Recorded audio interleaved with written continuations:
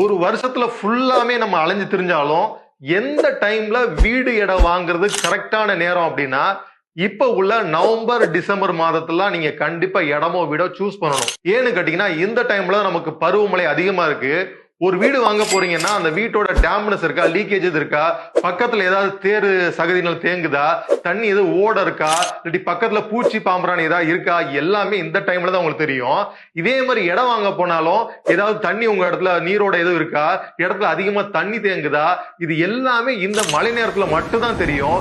So இந்த டைம்ல நீங்க கரெக்டான இடமோ வீடோ சூஸ் பண்ணி வாங்கிட்டீங்கன்னா எந்த பிரச்சனையுமே இல்லாம அந்த ப்ராப்பர்ட்டி உங்களுக்கு பெரிய ஒரு அசட்டா இருக்கும். கிராமத்துல என்ன சொல்லுவாங்க, பொண்ணுல போடுறத மண்ணுல போடுப்பாங்க.